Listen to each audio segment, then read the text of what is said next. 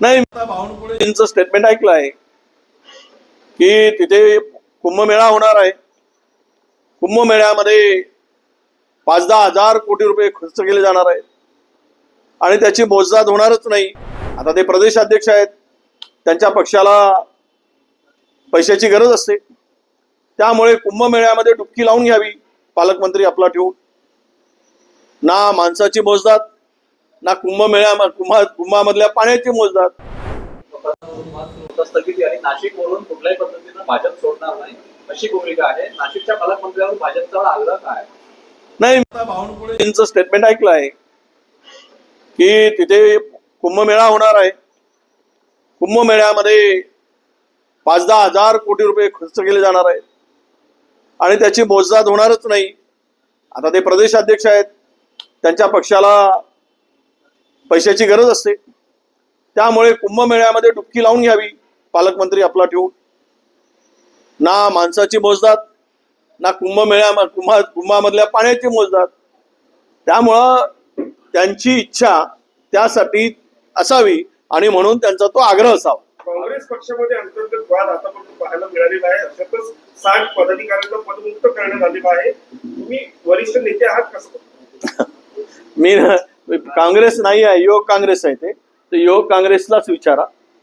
सध्या ते युवक काँग्रेसला विचारलं तर बरं. मला सैफ अली खान घरी आलेला आहे, परंतु संजय निरुपम यांनी प्रश्नचिन्ह उपस्थित केला की 2.5 इंचाचा खोलवर 10 वाजता इतक्या लवकर ठणठणीत कसे झाले.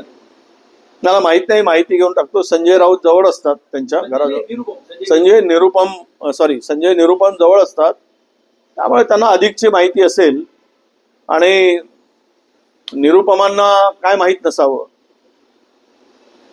तर त्यांची जखम 2.5 इंच होती, 3 इंची होती, ते चालायला लागले. याचं दुःख कदाचित त्यांना झालं असावं संजय निरुपमांना, की सैफ अली का चालत आहेत, का स्वस्थ झालेत, लवकर का बरे झालेत. त्यामधून त्यांच्या वेदना मला दिसत आहेत. अर्थसंकल्पाबद्दल बोलले. मागील वर्षी जे आहे ते कुठेतरी निवडणूक हात दिला सोडण्यात आला, मात्र आता या बजेटमध्ये जे आहे ते काहीतरी कठोर निर्णय घ्यावे लागतील आणि काहीतरी सर्वे देऊ शकतात असं स्पष्ट त्यांनी ठरवलं. काही देऊ शकत नाही. मागच्या वर्षी मार्च महिना आता संपायला बजेटचा 1 महिना शिल्लक आहे. काय आहे महाराष्ट्रात? शेड्यूल ट्राईबच्या बजेटमधील फक्त 36.6% खर्च झालेला आहे. 36.3 हे संविधानातील तरतुदीनुसार SC आणि STचा बजेटला कट करता येत नाही, कट लावता येत नाही, निधी वळवता येत नाही. बजेट पूर्ण खर्च करायला पाहिजे. पण जवळपास त्या ठिकाणी आता 36.6% खर्च झालाय. म्हणजे 64% निधी अद्याप दिला गेला नाही. इरिगेशनचा 40% निधी नाही आहे यावर्षी दिला गेला बजेटच्या तरतुदीनुसार. म्हणजे 40%च खर्च केला गेला. PWD 38%, RDD फक्त आणि फक्त RDD मध्ये 32%. मग हे सगळे जे आकडे येत आहेत, तर बाकीचा पैसा गेला कुठे? राज्याला भीक मागायची पाळी आणून ठेवली यांनी. हे जे वाटेल त्या पद्धतीनं पैशाची उधळपट्टी करून आणि सत्ता मिळवण्यासाठी वाटेल त्या योजना आणून, मी तुम्हाला चॅलेंजनं सांगतो, हे 2100 रुपये महिलांना देऊ शकत नाहीत. एवढा यांनी राज्याची अर्थव्यवस्था उद्ध्वस्त करून ठेवलेली आहे, ओरबडून खाल्लेली आहे. त्यामुळे मला वाटतं की महाराष्ट्रामध्ये पुढचे काही दिवस लोकांना खड्ड्यातून जावं लागेल आणि विकासापासून दूर राहावं लागेल.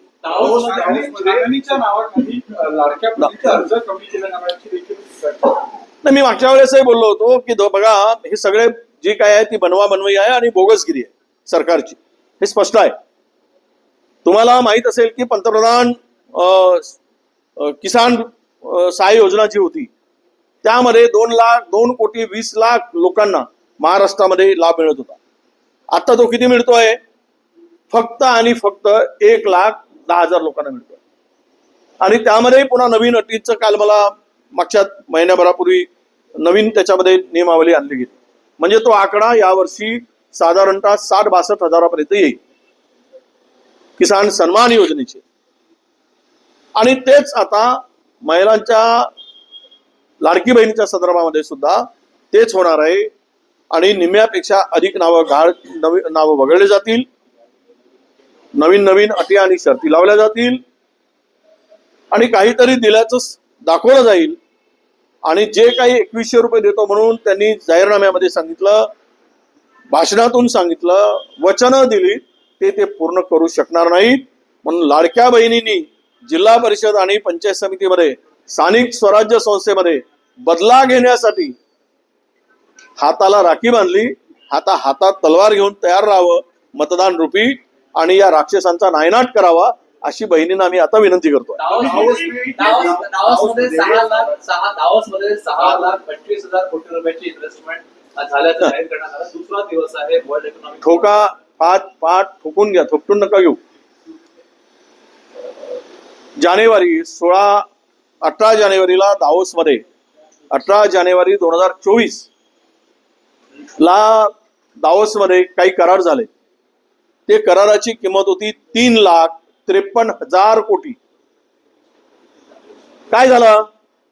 त्या 3,53,000 कोटीमध्ये किती इन्व्हेस्टरनी महाराष्ट्रात, त्याची माहिती आता सरकारने जनतेपुढे ठेवावी. ती माहिती ठेवावी. 3.5 लाख कोटी रुपये त्यावेळेस करार झाल्याची पाठ थोपटून घेतली निवडणुकीच्या तोंडावर अगोदर 6 महिन्यापूर्वी आणि सांगितलं की महाराष्ट्रामध्ये बघा किती इन्व्हेस्टमेंट आहे. एकीकडे गुजरातकडे उद्योग पळवले आणि आता हे जे काही सांगलं जात आहे की 6.5 लाख कोटीचे इन्व्हेस्टमेंट आहे. आता हे आम्ही तिथे महाराष्ट्रात इन्व्हेस्टमेंट झाल्यावर, प्रत्यक्ष उद्योगपतींनी काम सुरू केल्यावर त्यावर बोलता येईल. नाहीतर हे सुद्धा जे 18 जानेवारी 2024 मध्ये घडलं त्याचीच पुनरावृत्ती होईल. हे केवळ दाखवायचे आकडे आहेत. प्रत्यक्ष गुंतवणूक किंवा त्याची सुरुवात हे महाराष्ट्रामध्ये होऊ शकत नाही. कारण ज्या वेळेस गुजरातची नजर